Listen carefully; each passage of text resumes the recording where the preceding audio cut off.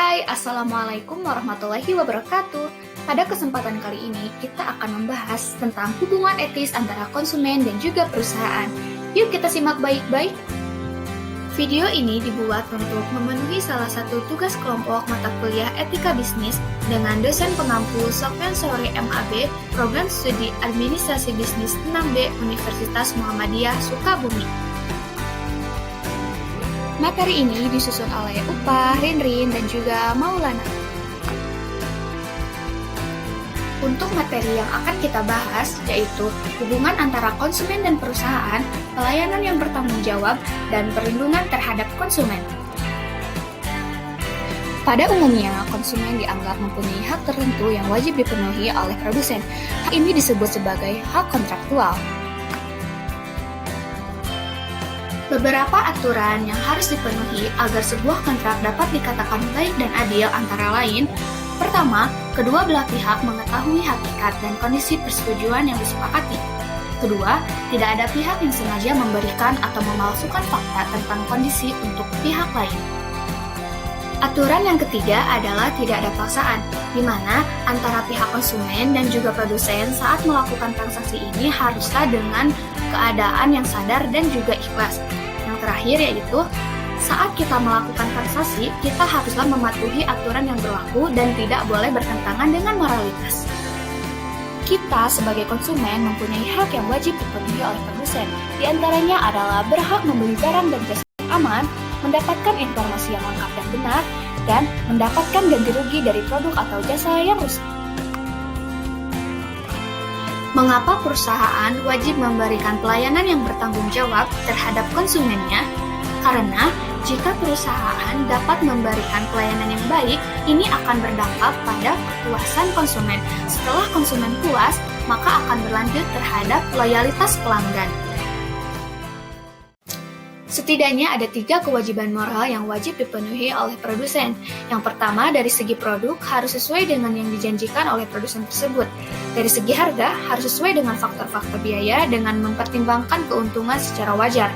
Dan yang terakhir yaitu kualitas, pengemasan produk dan label harus sesuai dengan ketentuan. Saat kita melakukan transaksi jual-beli, kita tidak perlu takut karena telah dilindungi oleh undang-undang, tepatnya pada pasal 2 Undang-Undang Nomor 8 Tahun 1999.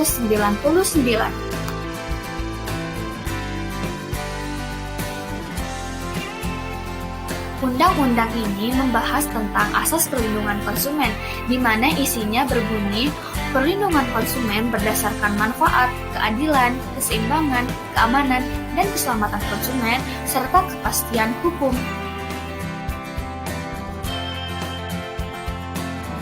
Sebagai konsumen, kita tidak boleh hanya meminta haknya saja, tapi kita juga harus menjalankan kewajibannya.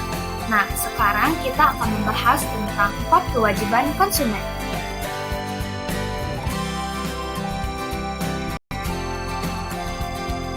Yang pertama, konsumen harus membaca petunjuk informasi dan prosedur pemakaian barang dan atau jasa. Kedua, beritikat baik dalam melakukan transaksi. Ketiga, membayar dengan nilai tukar yang disepakati, dalam hal ini uang. Keempat, mengikuti penyelesaian sengketa hukum dengan patuh. Diputer, dijilat, dicelupin. Nah, ini tuh adalah sepenggal kata-kata dari iklan perusahaan biskuit ternama Oreo, yang ternyata produknya ini mengandung bahan berbahaya yaitu zat melamin. Zat melamin ini dapat menyebabkan kanker hati dan juga lambung. Hal ini berlangsung dengan cukup lama sehingga tingkat penjualannya menurun drastis. BPOM dan Dinas Kesehatan mengatakan bahwa Oreo produksi dari luar negeri lah yang mengandung melamin dan tidak layak dikonsumsi karena berbahaya bagi kesehatan, maka harus tarik peredarannya dari masyarakat.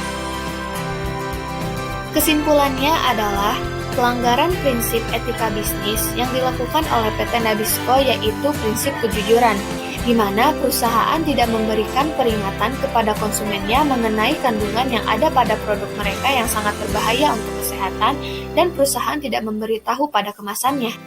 Oke teman-teman, mungkin hanya itu aja yang dapat kita sampaikan tentang hubungan etis antara konsumen dan juga perusahaan.